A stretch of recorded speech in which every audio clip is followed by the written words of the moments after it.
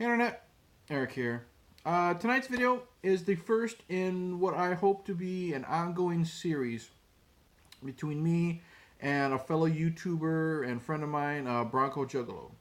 I've mentioned him before. I'm going to put the link to his channel, Bronco Juggalo Talks Movies, in the description below. Give that link a click. Check out his channel. Give him a sub. Wonderful reviews. Very opinionated guy. Really love it, even though we don't always agree on things. Tell him I sent you, and give him shit because he thinks Laurie from Freddy vs. Jason is one of the best final girls in the series. All kidding aside, him and I have gotten to know each other pretty well over the last couple months, and we thought it would be cool if we started a series of videos just between him and I, where we basically not really challenge each other to review a certain movie, but we just say, hey, I want you to review this movie, and you gotta do it. Now, it can be a movie we think the person will really enjoy. It could be a movie that we think the person will really, really hate. Just whatever we decide, that person has to review it, as long as they haven't already done it. So I let Bronco go first. He chose for me, after a long time coming, I finally got my hands on a copy. Tonight I'm going to talk Strangeland. Now, if you're new to my channel, welcome. I do discuss plot spoilers and specific scenes, so watch at your own risk. This came out in, I think it says 1998. I'll put you're going to have the date in the description. Basic plot is Dee Snider wrote this. Dee Snider, frontman of Twisted Sister. Dee Snider plays Captain Howdy. And Captain Howdy is a tattooed, pierced, psychopathic torturer of young girls and what have you. And what he does is he meets these random girls in chat rooms and convinces them to come over for a party. And once they get over there, he tortures them in sadistic ways by sewing their mouths shut and piercing them with hooks and what have you. Eventually, he gets a hold of a girl. She's played by... what the fuck is her name? It is not in here. Is it Carla Giuliano or something like that? She's the girl who plays Velma in the live-action Scooby-Doo movies, and she's also Hawkeye's wife in the Marvel movies. She is convinced by Captain Howdy. She goes up missing, and she is the daughter of a detective. The detective tries to find out where she is. Eventually, he finds her, rescues her. Captain Howdy is arrested, tried, found not guilty because of reason for insanity. He's rehabilitated, and eventually mob justice rules. He is attacked, and it triggers him, and he starts this all up again. That's it. I remember, I've seen this once, and it had been over probably 10 years, so I remember almost nothing. I remember seeing this poster in a Fangoria magazine, and this sewn shut mouth disturbed the hell out of me. So I watched it, like I said, 10 years ago, remember nothing. I popped this in, and wow. I overall really enjoyed it. Dee Snider has created a really sick... Dee Snider plays Captain Howdy himself. Like I said, he wrote this movie. He plays a very sick and twisted individual. Not just by looks. I mean, this is not a good... This is just a profile picture of him, with the piercings. The other side is tattooed. Like, whole half of his body is like Two-Face from Batman. Whole half of his body is completely, like, tribal tattooed up. Piercings everywhere. The man, we'll talk about his performance. The man really likes what he does. He enjoys, inflicting pain on his victims. He's got a menacing presence. The way Dee just slowly walks, and 9 times out of 10 he whispers, when he's talking to his victims, or when he's taunting the police detective, through these webcam videos where he's telling them what he's going to do to his daughter and what have you. So overall, I really like Dee Snider's performance. There's a couple parts at the end when during the final confrontation between him and the detective where Dee's trying to act like tough and badass, and it's just like it's kind of rough and forced. But overall, really like Dee's performance. Robert Englund is in this. Yeah, from the Nightmare on Elm Street movies, Freddy Krueger. It's more of a cameo. He plays the leader of the lynch mob, basically. He's just this big drunk redneck. I like him in this because it's kind of cool that he is now the leader of a mob. This is after Captain Howdy is rehabilitated, and a girl goes missing. She's not really abducted by Captain Howdy. She's just out fucking her boyfriend. And, of course, the mob thinks that, Captain Howdy's, not taking his meds, and he's kidnapped this girl and doing stuff to him. So Robert Englund gets, the rednecks together with the torches and pitchforks, and they go in and they, hang him from a tree. Obviously he survives.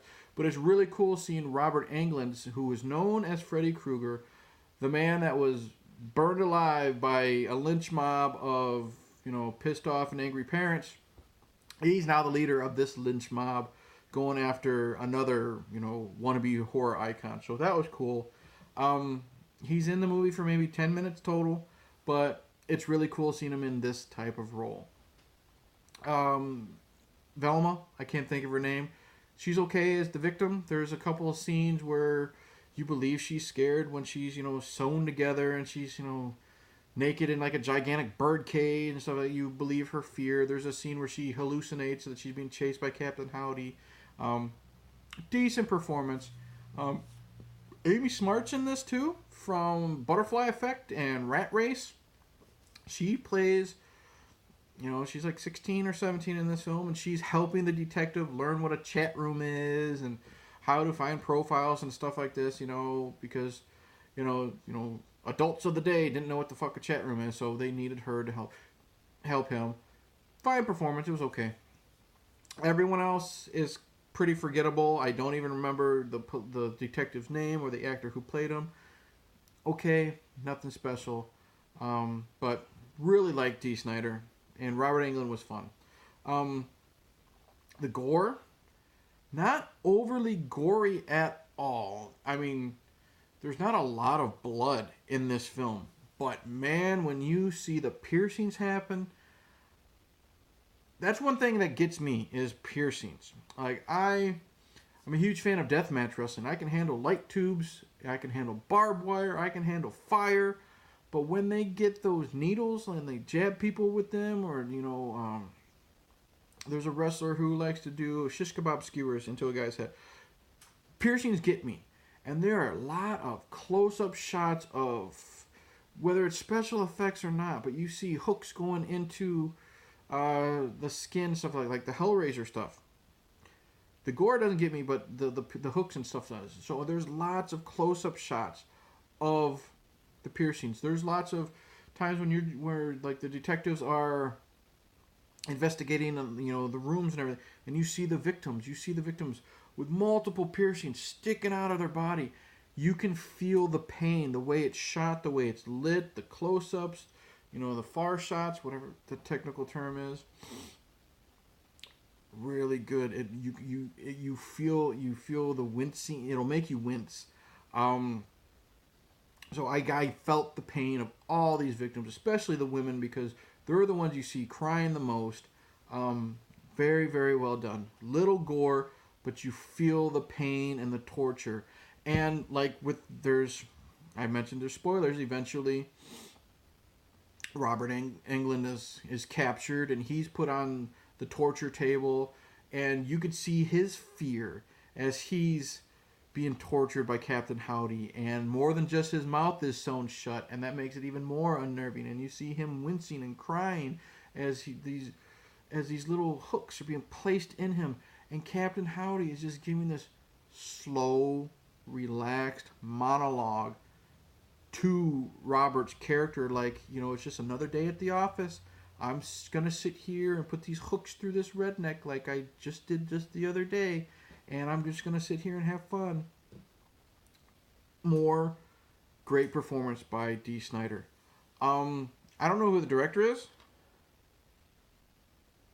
Uh, John Pipilau. I'm probably butchering that. I like a lot of his ideas. One of my favorite shots is in the very beginning of this film. And it's when, I'm just going to call her Velma. When Velma is talking to Captain Howdy and she's got her friend next to her. And, you know, there's great, you know, shots of her, you know, smiling, looking at the computer. And then we see what she's typing. And you don't see anything of Captain Howdy. You just see his responses pop up in the instant message. And then her and her friend are, you know, they're like, oh, we're going to go meet this guy. It's going to be fun. It's a party. Wonderful smiles on their face. And suddenly we cut to the shadows of a finger just like pushing the enter key just slowly. And you know shit's about to get real. Love that idea. It's a perfect semi-introduction to Captain Howdy. And then I love, after you find out that the girl has gone missing, I love this editing technique. She's missing. All right? And we see this shot of the house where Captain Howdy lives. It's the outside shot of the door. And then you see Captain Howdy doing fucking pull-ups. And then suddenly, door opens and Velma runs out. More pull-ups. Captain Howdy runs after her and he like nails her in the back of the head. More fucking pull-ups. Like he's just relaxing. And then you see, of course, him dragging her body in there. And then he's, you know, cut to, obviously, you know, he's already done the torture. He's done doing the pull-ups and he's just slowly walking up the stairs. You know, candles everywhere. Really good ambiance. And I just love the editing from what happened in the past, what's going on right now. Happened in the past, going on right now. Great technique. Soundtrack, bunch of metal music. It's hit and miss. There's some Seven Dust in there. There's some bands I never heard of. There's a kind of a shitty cover of a Twisted Sister song, Horritaria, which is Captain Howdy plus Street Justice. They cover, some female band covers the Captain Howdy song during the end credits. I don't like that at all. I kind of wish that Twisted Sister would have just thrown their version in there or updated it themselves. But soundtrack's just what you would expect from a movie like this. Bunch of metal bands. Let's get to another scene I really enjoy. It's after Howdy has been rehabilitated, and he's no longer living in the sanitarium. He's back at home. For some reason, he's in the same town. That I don't fucking know why. And he is, you see his apartment or wherever he's living is his home, and the news is on, and people are talking shit about him, how he shouldn't be in this town, and all the bad things that he's done. And he's in the bathroom, and he's putting makeup over his tattoo, so he's like erasing the past, you know, because like I said, he's tattooed from all one side, so he's putting makeup to cover up, you know, the tattoo, like he's erasing that part of his past. Love that. I love the scene where the mob justice happens and they throw him inside the car. And again, we're talking about the direction. This wonderful shot of the outside of the car, looking through the window, and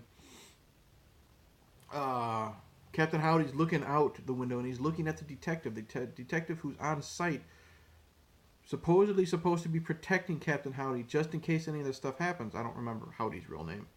And the detective does what a father would do, not what a police officer would do. He lets the mob do what they want to do. He looks right at Howdy. Howdy's looking right at the detective, and he's giving this worried look, and then the mob take him away. I love that scene. I love that shot as well. There's very little that I dislike in this film. There is this, like I said, I already said that they string him up on a tree, and of course he seems like he dies, and of course the rain happens and the tree branch breaks. I think he was hanging a little bit too long to make it a little too unbelievable. Captain Howdy is not superhuman. He's not a monster. He's not from out of this world. He's a human being.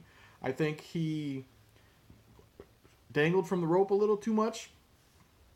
Little, not as much believability there, but it's a horror movie. You go with it. And I was kind of let down with the final confrontation between the detective and Captain Howdy.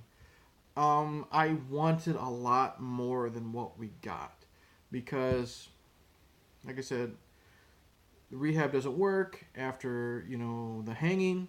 Howdy gets his revenge. He kidnaps the daughter again.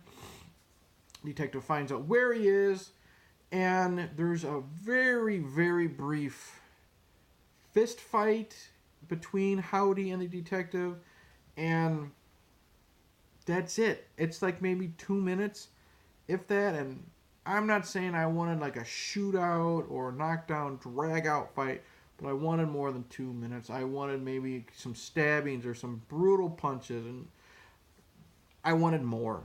Now, the way Captain Howdy is taken out is pretty cool.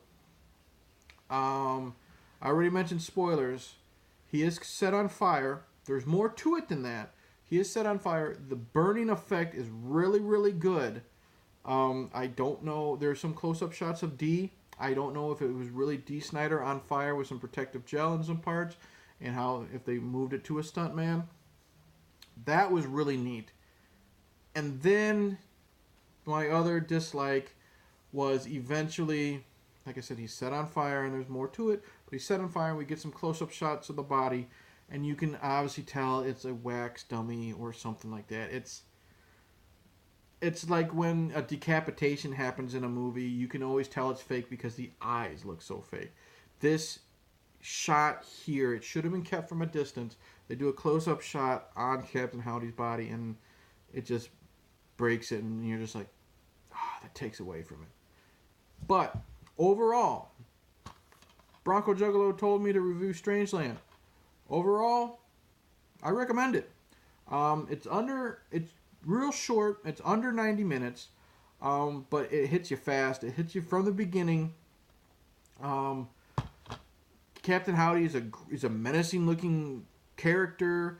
He's sick and twisted as fuck. I liked him. I really enjoyed Dee Snider's performance overall. The torture got me wincing. It was cool seeing Robert Englund in a totally different role. He's now the leader of the mob that's going after this murderer or torturer, what have you. The good outweigh the bad, man. I had a good time with this. It took me forever I couldn't find it online to stream it, and Netflix was saying it's a very long wait, so I went on Amazon. I bought this sight unseen because, like I said, I haven't seen it in 10 years. Less than $10, and I didn't feel ripped off. So, you know what? I do recommend Strangeland, and I thank you, Bronco Juggalo, for making me watch this, or suggesting I watch this, because if I say making me, it sounds like I didn't like it. Highly recommend Strangeland. Nice, short, fun, overall horror flick from a sadly not very well known horror character. Now, so my job is done here, and now I have to challenge Bronco Juggalo to review a film for this series between me and him. He already is going to review Troll 2 for me, and he's going to review Graveyard Shift for me, totally unrelated videos. For the Bronco Eric review series, Bronco, I'm having you review my favorite horror movie of all time, Pet Sematary. I've reviewed this on my channel. I think it was one of the very first films I ever reviewed for this channel. Love that film. Still gives me chills to this day. You gotta watch it in the dark. Absolutely love that film. And that, my friend, is what you have to review for this next video. Pet Sematary. Thank you for watching. Please like and subscribe. Click the bell. Share. Don't. Whatever. Check out Bronco Juggalo's channel, Bronco Juggalo Talks Movies. Link will be down in the description below. I'm actually creating a playlist like I do with all my videos. I'm going to create a playlist specifically for this challenge where I will have my videos and also Bronco's from his channel under it. So that way both of our channels can get hits, get views, and you can watch them in succession. So once I'm done with this one, and he has his video uploaded. I'm going to put that in the playlist so you can watch them and binge watch as you please. So check out Strangeland. Check out Bronco Juggalo's channel. Congrats on now. I think you're at 320 subscribers. It's awesome, dude. Can't wait to see your review of Pet Cemetery. I will say cheers. Check out Strangeland, and why don't I come over and beat the dog shit out of you?